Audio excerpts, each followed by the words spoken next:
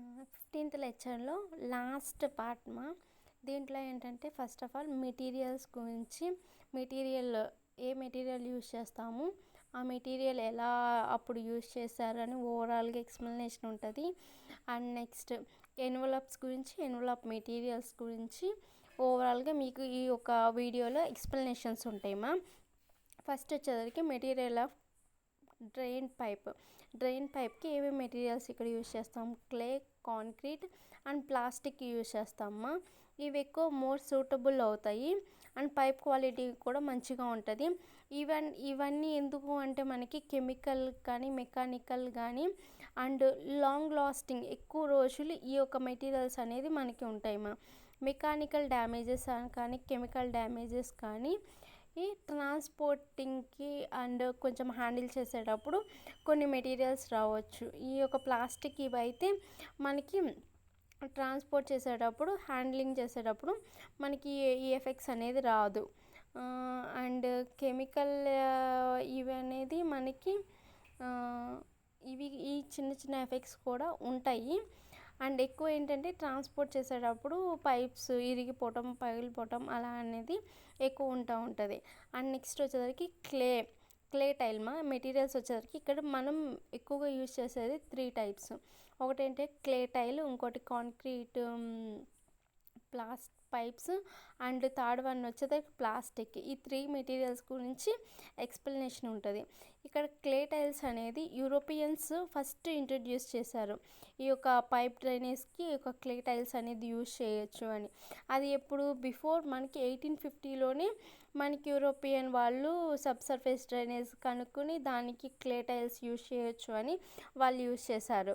And about 960 and 915కి వచ్చేసరికి and 1994లోకి వచ్చేసరికి ఏంటంటే ఈ యొక్క క్లే టైల్ని అంటే ఒక షేప్ తీసుకొచ్చి కాలుస్తారు. కాల్చిన తర్వాత కొన్ని కెమికల్స్ మిక్చర్స్ అవి యాడ్ చేసి అలా మనకి రౌండ్ షేప్లోకి తీసుకొచ్చి అలా ప్రాసెస్ మొత్తం ఎప్పుడు చేశారంటే 1940లో మంచిగా చేశారు. అంటే అంతకుముందు ఏంటంటే ఇంత ప్రాసెస్ లేదు, బర్న్ చేయటం అలా ఏం లేదు. ఒక పైప్ షేప్ తీసుకొచ్చి బాగా ఎండ పెట్టేసేసి కొంచెం స్ట్రాంగ్ అయ్యేదాకా ఉంటారు. ఇప్పుడు ఏంటంటే 1994లో ఏంటంటే కాల్చి అక్కడ ఏంటంటే మనకి మిక్చర్డ్ తెరిఫో అండ్ ఏమన్నా గట్టిగా ఉండడానికి చిన్న చిన్న కెమికల్స్ని యూజ్ చేశారు. అండ్ ఈ యొక్క పైప్ డయామీటర్స్ అనేది మనకి 0 నుండి 0.05 నుండి 0.15 మీటర్స్ వరకు ఉంటుంది. లెంత్ వచ్చేసరికి 0.30 నుండి 0.33 మీటర్స్ ఉంటుంది. ఓకే, అంటే 30 సెంటీమీటర్స్ అలా ఉంటుంది. ఇదైతే 15 సెంటీమీటర్స్ స్కేల్ అంత ఉంటుంది.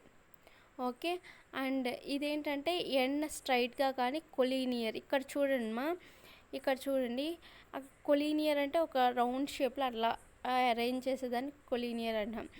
With less than perfect fit so the water could not entered through the joints. ఈ కొలీనియర్ ఏంటంటే ఒక జాయింట్కి ఒక పైప్ దానికి ఇంకో పైప్ జాయింట్ పెట్టినప్పుడు ఆ కొలీనియర్స్ అనేది యూస్ఫుల్ అవుతుంది. అండ్ కెమికల్ స్టెబిలిటీ ఉంటుంది. లాంగ్ లాస్టింగ్లో గుడ్ క్వాలిటీ ఆఫ్ పైప్కి ఇది ఎక్సలెంట్. అండ్ దీని యొక్క క్రైటీరియా వచ్చి testing and quality of clay pipes అనేది 1994లో టెస్ట్ చేస్తారు. అసలు ఇది ఎలా వర్క్ అవుతుంది, ఇది క్రాక్స్ ఏమన్నా వస్తున్నాయి అని అబ్జర్వ్ చేశారు.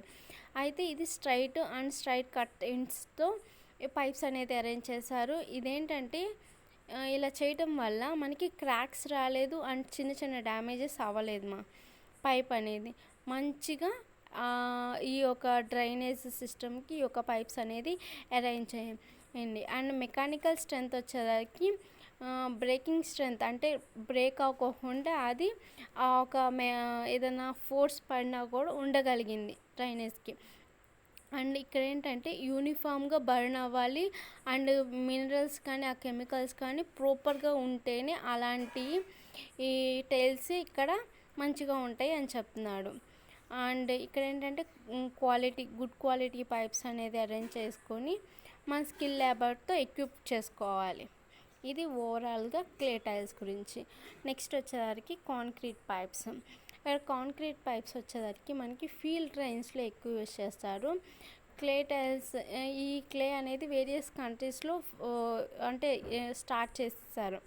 ఓకే, మనకి ప్లాస్టిక్ పైప్స్ ఇంట్రడ్యూస్ కాకముందు ఈ క్లే టైల్స్ అనేది కొంచెం డెవలప్ అయినాయి. కాంక్రీట్ టైల్స్ పైప్స్ అనేది డెవలప్ అయినాయి. ఓకే, 1994లోకి వచ్చేసరికి మనకి ఇక్కడ లార్జ్ డయామీటర్ అనేది ఎక్కువ కాంక్రీట్ పైప్స్కి కామన్గా యూజ్ చేశారు. కలెక్టర్ పైప్స్కి ఈ యొక్క కాంక్రీట్ పైప్స్ అనేది ఎక్కువ యూజ్ చేసేవాళ్ళు. అండ్ సింపుల్గా మనకి ప్రొడక్షన్ యూనిట్స్ నుండి ఈజీగా వస్తుంది. ఎందుకంటే దాంట్లో ఏంటి, మనం కాంక్రీట్ అండ్ ఆ వైర్ రౌండ్ షేప్లో ఉన్న వైర్, ఈ రెండు ఉంటే చాలు, ప్రొడక్షన్ అనేది ఈజీగా జరుగుతుంది. దాన్ని బర్న్ చేసి ఒక స్టాండర్డ్ పాయింట్లో తీసుకొచ్చి అలా ఏం ఉంచి పెట్టాల్సిన అవసరం లేదు. ఇది ఈజీగా ప్రొడక్షన్ అనేది ఉంటుంది అని చెప్తున్నాడు. అండ్ దీని యొక్క లార్జ్ డయామీటర్ అనేది గ్రేటర్ దెన్ 0.4 మీటర్స్ ఉందిమా, అంటే 40 సెంటీమీటర్స్ వరకు ఉంది అని చెప్తున్నాడు. And the concrete must be reinforced. మనకి ఈ యొక్క కాంక్రీట్ అనేది రీఎన్ఫోర్స్డ్ అయింది 1994లో అయింది.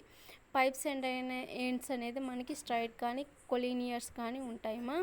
అండ్ స్పాట్ గోట్ గ్రూవ్స్ అంటే చిన్న చిన్న జాయింట్స్ హెల్పింగ్కి గ్రూవ్స్ పెట్టుకుంటాం. Water entered almost exclusively through the joints between the pipe sections. The large diameter openings at the joint may become rather large.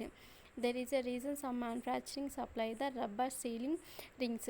ఇదేంటంటే ఒక పైప్కి ఇంకో పైప్కి జాయింట్స్ పెట్టేటప్పుడు ఒక్కొక్కటి పెద్దగా ఉండి చిన్నగా ఉండి అడ్జస్ట్ కాకపోతే ఈ యొక్క రబ్బర్ సీలింగ్ రింగ్స్ అనేది అడ్జస్ట్ చేసుకోవడం వల్ల ఏంటంటే మనకు వాటర్ లీకేజ్ అనేది ఉండదుమా.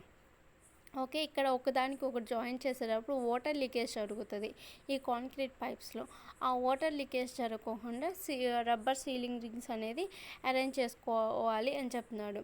దీంట్లో మెయిన్ అడ్వాంటేజ్ ఇదే.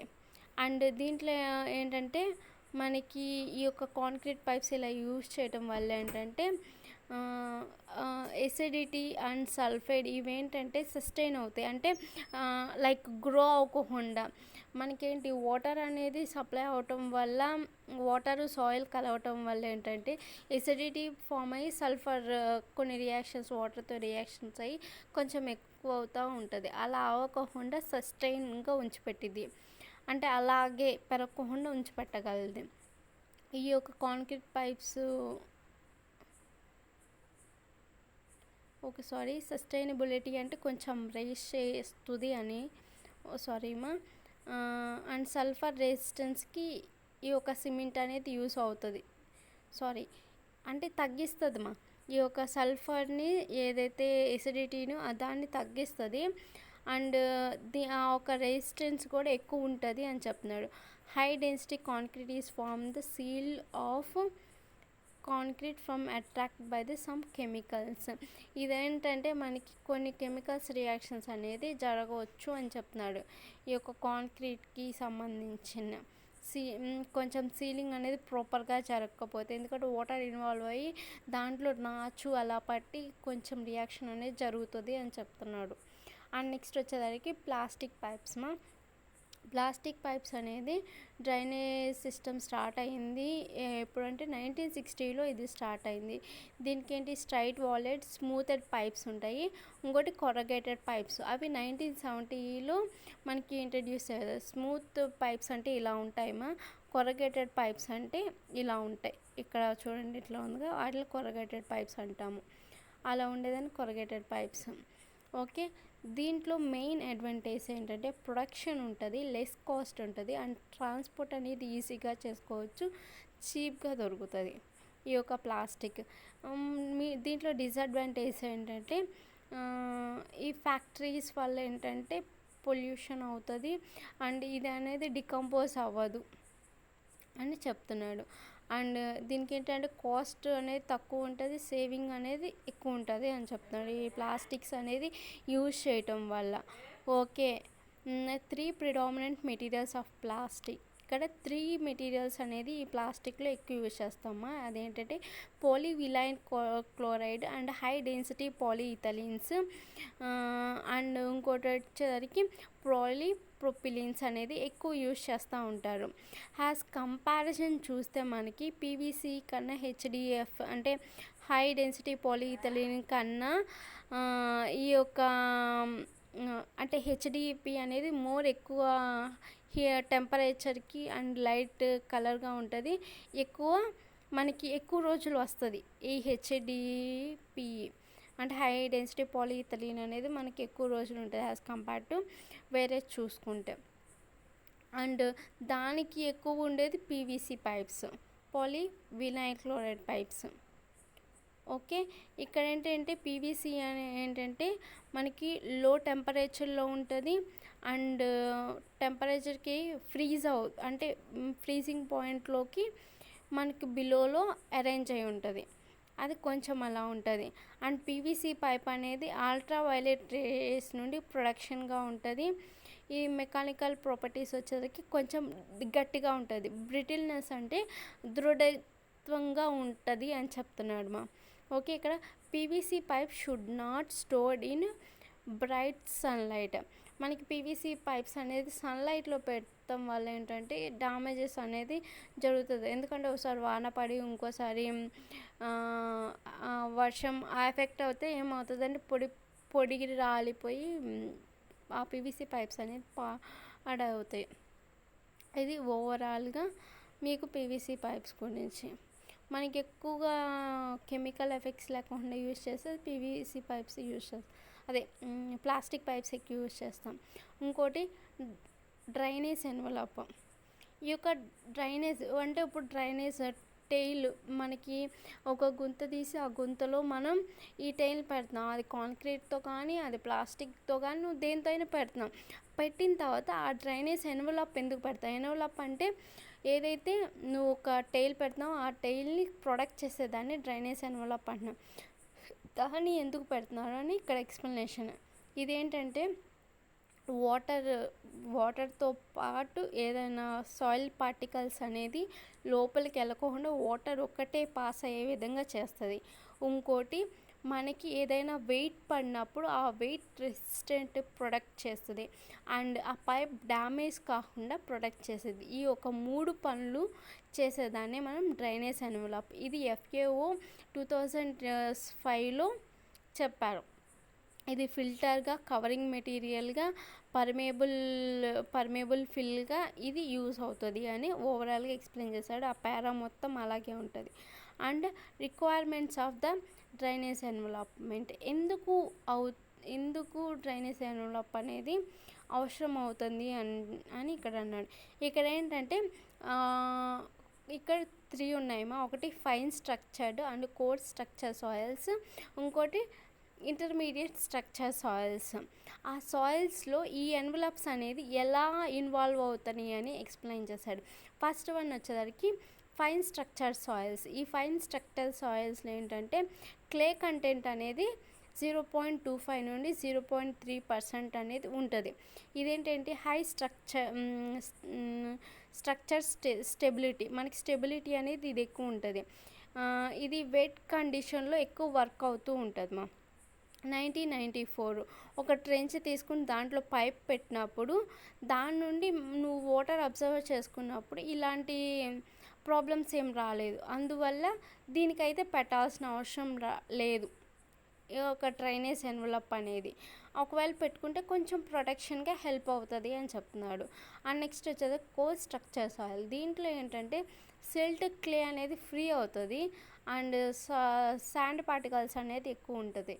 ఇలా ఉండటం వల్ల ఏంటంటే ఎక్కువ క్లాగింగ్స్ జరుగుతుంటాయి. ఎప్పుడైతే ట్రెంచ్ మీద నీకు సాయిల్ అనేది బ్యాక్ ఫిల్ చేసినప్పుడు ఏంటంటే ఆ వాటర్ లోపలికి పర్మిట్ అవ్వకుండా డిస్టర్బెన్స్ అవుతూ ఉంటుంది. అందువల్ల ఇక్కడ ఏంటంటే మనకి కొంచెం జియో టెక్టైల్స్ ఎన్వలప్స్ అనేది ఎక్కువ యూజ్ చేస్తే బెటర్. ఎందుకంటే ఈ జియోటెక్టైల్ అనే వచ్చేసరికి మనకి మెష్ మెష్ అలా అంటారు కదా, ఆ వాటిని మనం జియో టెక్టైల్ అంటున్నాము. వాటిని ఎక్కువ యూజ్ చేయడం వల్ల ప్రొడక్షన్ ఎక్కువ జరిగి వాటర్ పర్మేబిలిటీ అనేది ఎక్కువ ఉంటుంది అని చెప్తున్నాడు. అండ్ నెక్స్ట్ వచ్చేసరికి ఇంటర్మీడియట్ స్ట్రక్చర్స్. ఇక్కడ ఇంటర్మీడియట్ స్ట్రక్చర్స్ అనేది అటు ఫర్ ఎగ్జాంపుల్ అటు ఎలా ఉంటుంది, కొన్ని చోట ఎలా ఉండలేదు. అంటే లైక్ మిక్స్డ్ సాయిల్స్లో ఎలా ఉంటుందో అలాంటి కండిషన్ అనేది ఇంటర్మీడియట్ స్ట్రక్చర్ సాయిల్స్లో ఉంటుంది. కొన్నిసార్లు అవసరం అవుతుంది, కొన్నిసార్లు అవసరం అవ్వదు. ఓవరాల్గా మీకు అదే ఎక్స్ప్లెయిన్ చేస్తాడు, ఆ పేరాలో చూడండి. అండ్ నెక్స్ట్ వచ్చేసరికి function of drain envelope. Drain envelope functions ఏంటి? ఇది ఏంటంటే 1994లో అసలు ఈ యొక్క ఎన్వలప్ ఏం చేస్తుంది అని కనుక్కున్నాడు. ఈ ఎన్వలప్ ఏం చేస్తుంది అంటే ఫిల్టర్ ఫంక్షన్, ఫిల్టరింగ్ చేస్తుంది. ఏంటి, ఇప్పుడు సాయిల్ పార్టికల్స్ అనేది రిస్ట్రాక్ట్ చేసి ఆర్ ప్రివెంట్ చేసిద్ది రాకుండా పైప్స్లోకి, దాన్ని ఫిల్టర్ ఫంక్షన్ అంటున్నాం. ఇంకోటి హైడ్రాలిక్ ఫంక్షన్. హైడ్రాలిక్ ఫంక్షన్ అంటే good permeability around the pipe and reduce the entrance resistance. ఇదేంటంటే మనకి ఎక్కువ వెళ్ళే విధంగా హెల్ప్ అవుతుంది. ఆ సాయిల్ పార్టికల్స్ నుండి వాటర్ అనేది వెళ్ళే విధంగా హెల్ప్ అవుతుంది. అండ్ ఆ ఒక సాయిల్ పార్టికల్స్ వచ్చే ఆ ఒక రెసిస్టెన్స్ని తగ్గిస్తుంది. Okay. And bedding function to provide the all around support to the pipe order to prevent the damage during the soil load. మనకి ఎప్పుడైనా మెకానికల్గా లైక్ ఏదైనా ట్రాక్టర్స్ అలా వెళ్ళినా కూడా ల్యాండ్ మీద నుండి కింద పైప్ అనేది డ్యామేజ్ కాకుండా ఈ యొక్క ఎన్వలప్ అనేది సపోర్ట్ ఇస్తుంది. దాన్ని బెడ్డింగ్ ఫంక్షన్ అంటున్నాము. ఓకే. ఇది ఓవరాల్గా మీకు డ్రైనేజ్ ఎన్వలప్ చేసేది. నెక్స్ట్ వచ్చేసరికి డిజైన్ క్రైటీరియా. ఈ డిజైన్ క్రైటీరియా అంటే ఏం లేదు మా, ఫస్ట్ ఆఫ్ ఆల్ మీరు ఏం చేస్తాము, గుంత తీసి ఆ గుంతలో మీరు ఈ యొక్క ఫర్ ఎగ్జాంపుల్ టైల్ పెడతాం. టైల్ పైన పెట్టిన తర్వాత ఎన్వలప్ అనేది అరేంజ్ చేస్తాము. ఇదే ఓవరాల్గా మీకు ఇక్కడ ఎక్స్ప్లెనేషన్ ఉంటుంది. ఒకసారి చదివి ఎక్స్ప్లెయిన్ చేస్తాను. Drainage envelope function is ideally the drainage envelope should be design in such a way to prevent the entering of the soil particles in the పైప్స్లోకి సాయిల్ పార్టికల్స్ అనేది రాకోకుండా వాటర్ అనేది ఫ్లో అయ్యే విధంగా హెల్ప్ అవుతుంది. ఇంకోటి through the limited flow of clay particles will do little harm. మనకి clay పార్టికల్స్లో ఏంటంటే చిన్న చిన్న పార్టికల్స్ అనేది క్లే అనేది చిన్ని పార్టికల్స్ ఉంటాయి కాబట్టి చిన్ని పార్టికల్స్ అనేది ఆ వాటర్లో ఉండి వెళ్ళిపోతూ ఉంటాయి. వాటి దగ్గర కొంచెం ప్రొడక్ట్ అనేది చేసుకోవాలి. మా ఇక్కడ క్లాగింగ్ ప్రాబ్లమ్స్ అని వస్తే అక్కడ క్లాగింగ్ ప్రాబ్లమ్స్ రాకుండా చూసుకోవాలి. అండ్ నెక్స్ట్ ఇక్కడ ఇంకో ఫంక్షన్ ఇది ఏం చేస్తుంది, హైడ్రాలిక్ ఫంక్షన్. అంటే వాటర్ పర్మేబిలిటీ అనేది ఫ్లో వెళ్ళే విధంగా అండ్ ఫిల్టరేషన్ ప్రాసెస్ అనేది చేసిద్ది. And soil structure and soil characters మీద డిపెండ్ అయ్యి కూడా నీకు ఎన్వలప్స్ అనేది నువ్వు డిజైన్ చేసుకోవచ్చు. ఇది ఓవరాల్గా ఇక్కడ ఎక్స్ప్లెనేషన్. ఇదంతా ఎప్పుడంటే 1994లో క్వాలిటేటివ్ ఎంపిరికల్ గైడ్లైన్స్ ప్రకారం వాళ్ళు టెస్ట్ చేశారు. ఓకే. ఈ స్టాండర్డ్ ప్రొసీజర్ అనేది ఎలా డిజైన్ చేశారంటే గ్రావెల్ ఎన్వలప్. ఇది ఏంటంటే గ్రావెల్ ఎన్వలప్ అనేది పార్టికల్ సైజ్ని ఈజీగా డిస్ట్రిబ్యూట్ చేసేది అండ్ వాటర్ అనేది ఈజీగా అలౌ చేస్తుంది అండ్ పార్టికల్స్ని అనేది రాకుండా కొంచెం సపోర్ట్ చేస్తుంది. ఈ యొక్క గ్రావెల్ ఎన్వలప్ వాళ్ళు ఏంటంటే సాయిల్ కన్సర్వేషన్ సర్వే వాళ్ళు అండ్ యునైటెడ్ స్టేట్ బ్యూరో వాళ్ళు ఏంటంటే ఇట్లా జరుగుతుంది అని వాళ్ళు తెలుసుకున్నారు. ఓకే. అండ్ ఈ యొక్క గ్రావెల్ ఎన్వలప్ చేయటం వల్ల అంటే లోడ్ అనేది ఎక్కువ పడకుండా హెల్ప్ అవుతుంది. And make a particle size analysed for both the soil and proposed gravel envelope. ఈ యొక్క పార్టికల్ సైజ్ అనలైజేషన్ కానీ ఈ రెండిటి సాయిల్ కంపోజిషన్స్ కానీ ఈ యొక్క గ్రావెల్ ఎన్వలప్ అనేది యూస్ అవుతుంది అని చెప్తున్నాడు. అండ్ నెక్స్ట్ వచ్చేసరికి 2 పార్టికల్ డిస్ట్రిబ్యూషన్ కర్వ్స్ని నీకు తెలుస్తుంది. అంటే పార్టికల్లో వాటర్ ఎలా అవుతుంది దాని కర్వ్ని నువ్వు తెలుసుకోవచ్చు అని చెప్తున్నాడు. And decide by some design criteria whether proposed the gravel envelope material is suited. ఇది ఎక్కువ సూట్ అవుతుంది అని చెప్తున్నాడుగా. ఓవరాల్గా దీని గురించి ఎక్స్ప్లెయిన్ చేస్తున్నాడు.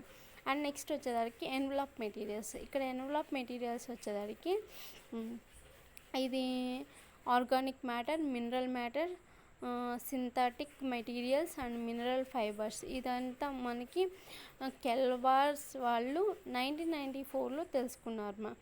ఆర్గానిక్ మెటీరియల్స్ వచ్చేసరికి మనకి మోస్ట్లీ ఫైబర్స్ మా.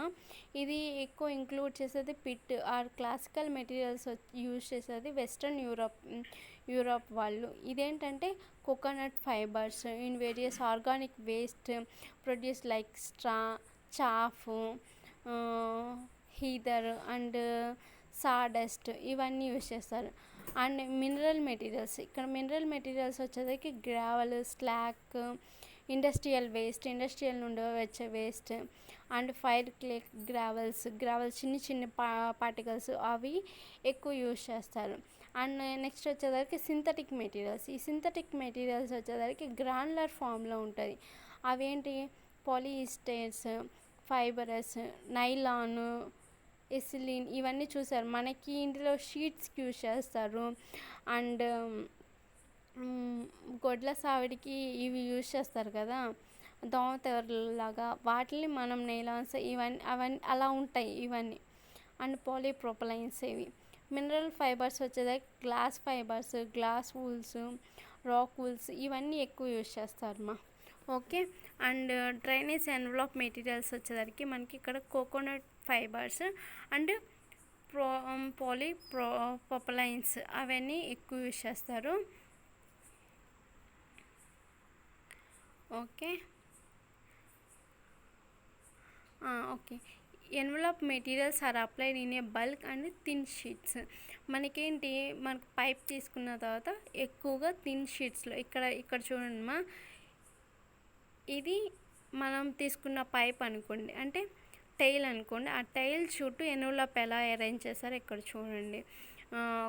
ఇక్కడ కోకోనట్ ఫైబర్స్ యూజ్ చేస్తున్నారు కాబట్టి అట్లా పాలీడ్రైన్ ఎన్వలప్స్ అంటే ఇట్లా ఉన్నాయి మా, చూడండి, అబ్జర్వ్ చేయండి.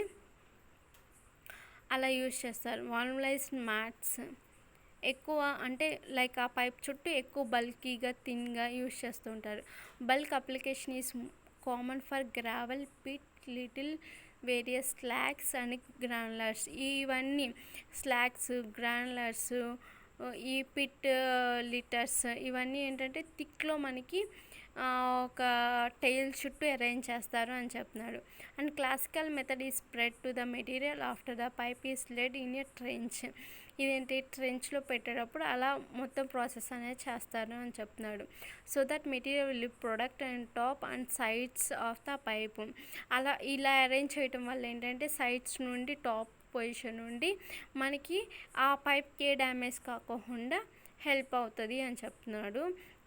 And a common surrounded with gravel is achieved first spreading gravel in trench bottom and laying the pipe and again spreading the gravel. ఈ గ్రావెల్ అయితే ఏం చేస్తారంటే ఫస్ట్ ట్రెంచ్ తీసుకుని గుంత తీసిన తర్వాత ఆ గుంతలో మొత్తం స్ప్రెడ్ చేస్తారు. తర్వాత ఏదైతే పైప్ అరేంజ్ చేస్తారో మళ్ళీ తర్వాత గ్రావెల్స్ని ఫిల్ చేస్తారు. ఈ విధంగా గ్రావెల్ అయితే అలా స్ప్రెడింగ్ చేస్తారు అని చెప్తున్నారు. ఓకే. అండ్ ఇక్కడ వచ్చేసరికి many of the drawbacks of the gravel envelope can be overcome using the synthetic environmental. మనకి గ్రావెల్స్ యూజ్ చేయటం వల్ల కొన్ని డిసడ్వాంటేజెస్ ఉండటం వల్ల సింథటిక్ ఎన్వలప్స్ అనేది యూజ్ చేశారు అని చెప్తున్నాడు. The thin sheets are commonly with corrugated plastic pipes and pre wiped envelopes. ఇక్కడ ఏంటంటే కొరగేటెడ్ ప్లాస్టిక్ పైప్స్కి ప్రీ వైప్డ్ ఎన్వలప్స్ ఇక్కడ ఇట్లా అరేంజ్ చేస్తారు, వాటిని ప్రీ వైప్డ్ ఎన్వలప్స్ అంటున్నాము. They may be consisted glass, synthetic fibres. ఇక్కడ ఏంటి, గ్లాసెస్ని, సింథటిక్ ఫైబర్స్ని యూజ్ చేస్తున్నాం. వాటిని మనం జియో టెక్స్టైల్స్ అని అంటున్నాము. ఈ యొక్క వాల్యూమ్ మ్యాట్స్ అనేది ఎంత ఉంటుంది అంటే దాదాపు 10 mm థిక్నెస్ ఉంటుంది మా. ఓకే. అండ్ ఆర్గానిక్ మెటీరియల్స్, ఈ సింథటిక్ ఫైబర్స్, మినరల్స్ ఇవన్నీ అలాగే అరేంజ్ చేస్తాము. This mats is offered using the pre wiping envelopes with a plastic pipes. అంటే ఇలా లైక్ ఈ పైప్ చుట్టూ ఈ యొక్క మెటీరియల్ ఇలా అరేంజ్ చేస్తున్నాము అని ఓవరాల్గా ఎక్స్ప్లెయిన్ చేశాడు మా. Okay, investigations for surface drainage. అయితే నువ్వు సర్ఫేస్ డ్రైనేజ్ని అరేంజ్ చేయాలి అంటే ఫస్ట్ ఏమేమి చెక్ చేసుకోవాలి అనేది ఒక లిస్ట్ అక్కడ పెట్టాడు చూడండి. First surveys and investigation requirement. ఇప్పుడు ఫస్ట్ ఏంటి, ల్యాండ్ ఎంత ఉంది, ఆ ల్యాండ్కి ఎక్కడెక్కడ ఏం పెట్టాలి అని ఫస్ట్ ఇన్వెస్టిగేట్ చేయాలి. అండ్ నెక్స్ట్ టోపోగ్రఫీ సర్వే, అంటే ఇక్కడ హయ్యర్ లెవెల్స్ ఎక్కడ ఉండి, లోవర్ లెవెల్స్ ఎక్కడ ఉండి, ఛానల్స్ ఎక్కడ ఉన్నాయి అని టోపోగ్రఫీ సర్వే చేస్తాం. అండ్ సాయిల్ ఇన్వెస్టిగేషన్, ఇప్పుడు ఏంటంటే సాయిల్ ఏ స్ట్రక్చర్లో ఉంది, ఎలా ఉంది అనేది నువ్వు అరేంజ్ చేసుకుని దాన్ని బట్టేగా నీకు కింద పైపింగ్ అరేంజ్మెంట్ అనేది ఉంటుంది. దాన్ని మనం సాయిల్ ఇన్వెస్టిగేషన్ అంటారు. ఇంకోటి సబ్ సర్ఫేస్ ఎక్స్ప్లోరేషన్స్, కింద అసలు ఏమేమి రియాక్ట్ అవుతాయి, ఏమేమి జరుగుతుంది అనేది నువ్వు చూసుకోవాలి. అవేంటి, logging soil and sub surface materials, కింద వాటికి ఏంటి లాగ్ అవ్వకుండా సబ్ సర్ఫేస్ మెటీరియల్ అనేది ఉందా లేదా. అండ్ సాయిల్ శాంపుల్ అనేది ఒకసారి ల్యాబొరేటరీలో టెస్ట్ చేయడానికి, సాయిల్ కండిషన్ లోపల ఎలా ఉంది అని తెలుసుకోవడానికి. నెక్స్ట్ హైడ్రాలిక్ కండక్టివిటీ, ఈ హైడ్రాలిక్ కండక్టివిటీ అనేది 3 మెథడ్స్ ద్వారా చేసుకోవచ్చు అనేది ఇక్కడ చెప్పారు. ఆగర్ హోల్ మెథడ్, ఇంకోటి హెచ్సి, ఈ ఆగర్ హోల్ మెథడ్ ద్వారానే చేసుకోవచ్చు ఫార్ములా బట్టి. అండ్ అదర్ మెథడ్స్లో కూడా హైడ్రాలిక్ కండక్టివిటీని డిటర్మైన్ చేయొచ్చు. హైడ్రాలిక్ కండక్టివిటీ చెప్పాను కదా, అదర్ మెథడ్స్ ఎలా యూజ్ చేస్తామో ఆ విధంగా కూడా నువ్వు తెలుసుకోవచ్చు అని చెప్తున్నాడు. And next ground water investigation, observation wells ఉండేటప్పుడు సైజ్ ఆఫ్ వెల్ ఎంత ఉంది, స్పేసింగ్ ఎంత ఉంది, డెప్త్ ఉంది, ఎలివేషన్స్ ఎంతవరకు జరుగుతుంది, అండ్ వాటర్ టేబుల్ లెవెల్స్ ఎలా ఉండి వాటిని రికార్డ్ చేసుకోవాలి. అండ్ పీరియాడికల్ మెజర్మెంట్స్, అసలు ఎలా రైజ్ అవుతుందా, ఉంటుందా, అసలు వెళ్తుందా లేదా అని వన్స్ చెక్ చేసుకుంటూ ఆ గ్రౌండ్ వాటర్ ఎలా ఉంది అనేది నువ్వు తెలుసుకోవాలి. ఓకే, ఇక్కడ పిజియోమీటర్స్ని చేస్తానమ్మా. ఈ పిజియోమీటర్ ఏంటంటే first installation of driving and jetting battering of piezometer and salinity of ground water. ఇవేంటంటే ఫస్ట్ ఇన్స్టాల్ చేసి తర్వాత ఏం జరుగుతుందో చెక్ చేస్తారు అని చెప్తున్నారు. అండ్ ఇరిగేషన్ ప్రాక్టీసెస్, ఎప్పుడప్పుడు వాటర్ అనేది సర్వే చేయాలి, సర్వే చేసినప్పుడు డ్రైనేజ్ ఎంత వర్క్ అవుతుంది అనేది ఇరిగేషన్ ప్రాక్టీసెస్ అనేది చేసుకుంటాం. And investigation executive system of burn drains, అసలు మొత్తం డ్రైన్స్ ఎంతవరకు లోపల పెట్టాము, మొత్తం ఓవరాల్గా స్ప్రెడ్ అయిందా లేదా, ఓవరాల్గా డ్రైనేజ్ ప్రాక్టీసెస్ అనేది అక్కడ జరుగుతుందా లేదా అనేది నెక్స్ట్ ఇన్వెస్టిగేట్ చేయాలి. ఇవన్నీ చేస్తేనే అక్కడ సబ్ సర్ఫేస్ అనేది ప్రాపర్గా జరుగుతుంది అని చెప్తున్నాడు. ఓకే, ఇది మొత్తం మీకు ఓవరాల్గా ఫస్ట్ డిజైన్ గురించి చెప్పాడు. డిజైన్కి స్పేసింగ్, డెప్త్ ఎంత పెట్టాలి, గ్రేడ్స్ ఎంత పెట్టుకోవాలి అది ఓవరాల్గా ఎక్స్ప్లెయిన్ చేశాడు. అండ్ నెక్స్ట్ వచ్చేసరికి ఏ మెటీరియల్స్ యూజ్ చేస్తామో ఆ మెటీరియల్స్ వల్ల ఏంటి అనేది ఎక్స్ప్లెయిన్ చేశాడు. అట్లా ఓవరాల్గా మీకు సబ్ సర్ఫేస్ సిస్టమ్ గురించి చెప్పాడు. ఆ టైల్ డ్రైన్ ఎక్కడ పెట్టుకోవాలి, ఎలా పెట్టుకోవాలి, ఎక్కడ ఏం చేయాలి అని ఓవరాల్గా మీకు ఇది సబ్ సర్ఫేస్ గురించి ఎక్స్ప్లెయిన్ చేశాడు. ఈ 3 వీడియోస్లో ఇదే ఎక్స్ప్లెనేషన్ ఉంటుంది.